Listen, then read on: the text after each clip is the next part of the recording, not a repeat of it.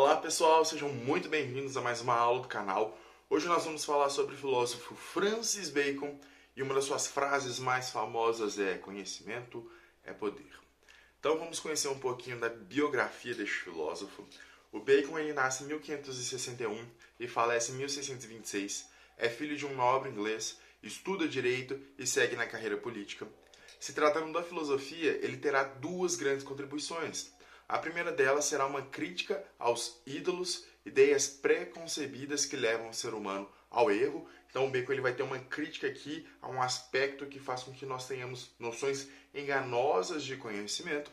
E a sua segunda grande contribuição será a construção de um método seguro e rigoroso, mais tarde denominado por ele de indutivo. Então o Bacon, por um lado, ele quer purificar o intelecto humano, fazendo essa crítica a noções enganosas, e por outro lado ele quer construir o quê? Um método que nos leve a uma noção de conhecimento verdadeiro. Então vamos compreender essa primeira tentativa de purificação, que é acerca dos ídolos. Os ídolos são preconceitos, tá certo, pessoal? Não se referindo aqui aos preconceitos quando pessoas diferentes, mas preconceitos, pré-formulações mentais que a gente já tem incumbido no nosso intelecto. Então, eles são preconceitos que levam o entendimento humano ao erro. Logo, afastar as suas interferências no processo do conhecimento será a proposta de Bacon. Em sua obra Novum Organum, que em seu título já quer se opor ao órgão de Aristóteles. Então, o novo órgão é uma nova lógica. O Aristóteles já tem um título ali desse livro que era órgão, que era a lógica. Então, um novo órgão, o Bacon está querendo o quê? Inovar essa lógica, falando que agora ele vai trazer uma nova noção de conhecimento verdadeiro. Então, após essa oposição ali direta ao Aristóteles, na obra, o Bacon ele vai alegar uma nova forma de compreensão que a gente tem que ter do conhecimento e aponta 4 noções enganosas de ídolo. O primeiro são os ídolos da tribo. Ele se refere ao mau uso do entendimento que fazem os seres humanos acreditarem nos sentidos ou em dados da realidade que lhes são bem vistas. É a generalização. Então, toda vez que o ser humano ele generaliza algo, acredita em algum dado do sentido, ou algo que vai trazer algum benefício para si, ele está nessa noção de ídolo na tribo, um ídolo social ali. O segundo são os ídolos da caverna. Essa noção se refere ao indivíduo que se fecha em seu mundo particular e não se abre para uma compreensão universal e verdadeira. Se assemelha muito aos prisioneiros da caverna de Platão. Então são aquelas pessoas que ficam fechadas, que ficam aprisionadas na sua visão do mundinho delas ali. Elas não conseguem sair. Tudo que foge dessa visão de mundinho delas, elas já falam, não é assim, está completamente errado. Essa então é a segunda noção que ele critica.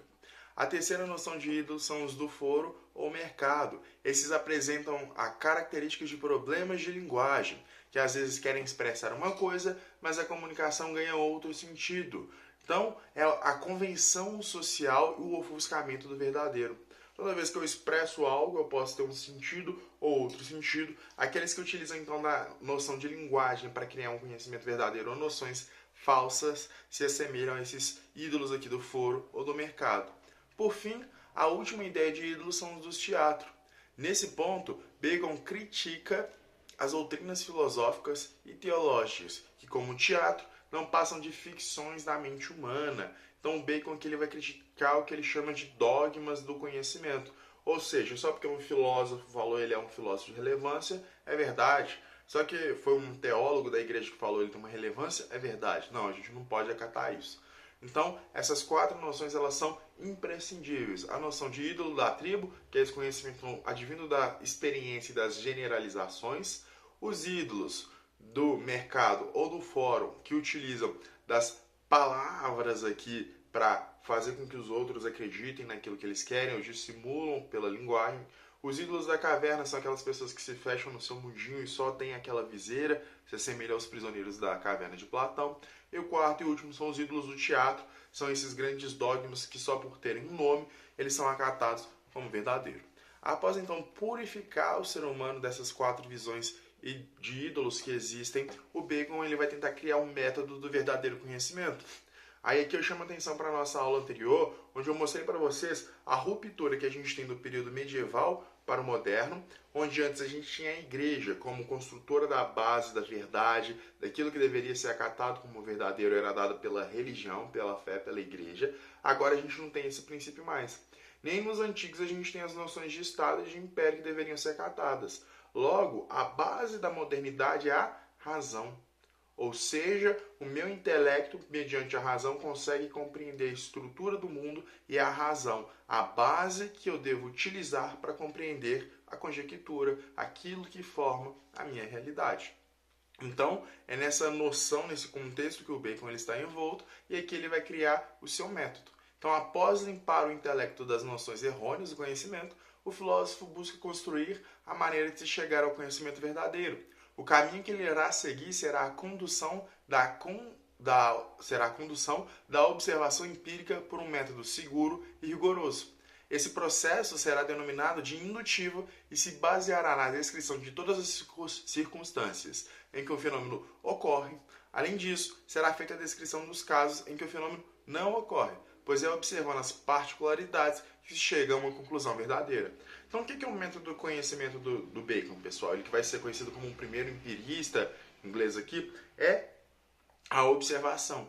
Ele abre mão da dedução, que é o que? É esse silogismo, análise que eu faço mediante abstrações mentais. Ele vai falar, não, eu preciso da experiência, eu preciso desse contato indutivo para saber construir um método de um conhecimento verdadeiro. Não basta olhar somente os casos em que algo ocorre. Eu preciso olhar os casos em que ele não ocorre, pois assim eu consigo construir um método verdadeiro. Tem as histórias do pato, por exemplo. Suponha que passa um patinho aqui, ele é branco, o segundo patinho é branco, o terceiro patinho é branco, o quarto patinho é branco.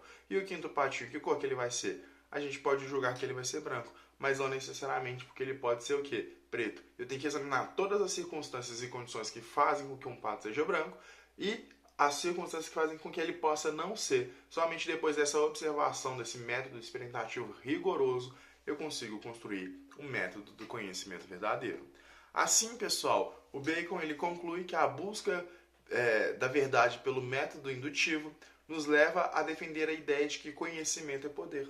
Essa ideia se fixa na prerrogativa de que o conhecimento permite ao homem dominar a natureza. Aquele que compreende o seu funcionamento pode moldá-la ao seu interesse, ou seja, o conhecimento dá ao homem poder de controlar a natureza e utilizá-la como quiser. Então, por que conhecimento é poder? Porque o conhecimento me permite compreender o funcionamento da natureza. Se eu controlo o funcionamento da natureza, eu controlo o quê? Como será a vida dos seres humanos, visto que esse é o nosso habitat natural. Um ponto que eu sempre penso aqui quando eu dou essa aula sobre conhecimento é poder, olha as nações que têm poder nuclear hoje. Rússia, por exemplo. Por que ninguém vai lá e atinge ela diretamente? Porque o arsenal nuclear deles consegue destruir quase que um continente inteiro ali. Então, olha como é que essa noção de conhecimento que nasce lá na modernidade propicia os avanços que a gente tem hoje, e esse avanço nos leva à noção de poder. Segue aqui embaixo o resuminho de tudo que eu falei. Dúvidas, críticas, comentários, sugestões, contem comigo. Muito obrigado pela atenção. Nos encontramos na próxima videoaula. Tchau, tchau, pessoal!